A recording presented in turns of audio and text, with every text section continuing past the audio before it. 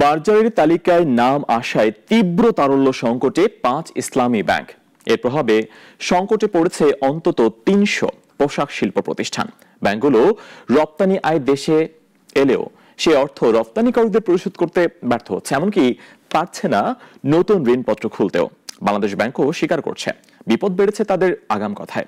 Saeed আমানের report. সাবেক সরকারের সময় ব্যাংকিং খাত লোপাট করা হয়েছে। ঋণের নামে বিপুল অর্থ তছরূপ করে পতিত সরকারের সহচর ব্যবসায়ী গোষ্ঠী। গ্রাহক পর্ষদ আর ব্যবস্থাপনা কর্তৃপক্ষ যারা আতাত করে খাদের কিনারে নিয়ে যায় পুরো ব্যাংক ব্যবস্থা। এখন ব্যাংকিং খাতে সংস্কার আর পুনর্গঠন চলছে। তার অংশ হিসেবে বল প্রয়োগ করে মার্জারের খবর জানায় বাংলাদেশ ব্যাংক। আর এই খবরে পুরো ব্যাংক খাতের আমানতকারীরা আতঙ্কিত। বেশি আতঙ্কে মার্জারের নাম আসা 5 ব্যাংকের গ্রাহকরা। বাংলাদেশ ব্যাংক স্বীকার করছে তাদের অগ্রিম কথায় বিপদ বেড়েছে।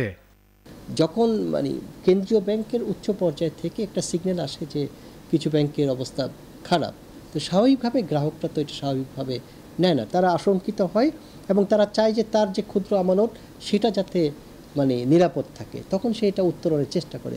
এবং যে কোনো ভালো ব্যাংকেরই সকল গ্রাহক যদি একসাথে টাকা উত্তোলনের চেষ্টা করে, পৃথিবীর কোনো ব্যাংকে টিকে থাকবে না। মার্জারের খবরে নতুন আমানত সংগ্রহ করতে পারছে না এক্সিম, এসআইবিএল, ফার্স্ট সিকিউরিটি সহ কোনো ব্যাংক। তাই পড়েছে তীব্র তারল্য সংকটে। এতে এসব ব্যাংকের গ্রাহক তৈরি পোশাক শিল্প প্রতিষ্ঠানগুলো বিপদে। আর এমন কারখানা প্রায় 300। যখন ফ্যাক্টরিগুলো নিজের টাকা থাকা অবস্থায়, নিজের সচ্ছল থাকার অবস্থায়, নিজের পেমেন্ট পরিপূর্ণ রিয়েলাইজ করার পরেও যদি ফ্যাক্টরির ওয়ার্কারের বেতন না দিতে পারে, তাহলে এর চেয়ে দুঃখজনক আর কিছু হতে পারে না। এবং এইটার যে কনসিকুয়েন্সেস যে কি হবে, রাস্তার ওয়ার্কাররা নামবে এবং এটা একটা আপনার বড় ধরনের একটা গণ্ডগোল তৈরি হবে, যেটার জন্য আসলে আমাদের রপ্তানিকারকরা মোটেই দায়ী না। গত 1.5 সপ্তাহে এ নিয়ে 3 দফা বৈঠক করেছে পোশাক খাতের উদ্যোক্তারা কেন্দ্রীয় ব্যাংকের সঙ্গে। চাওয়া হয়েছে সুরাহা। বিজিএমইএ নেতারা বলছে রপ্তানি আয় দেশে এলেও সেই অর্থ কারখানাকে দিতে ব্যর্থ হচ্ছে এই 5 ব্যাংক।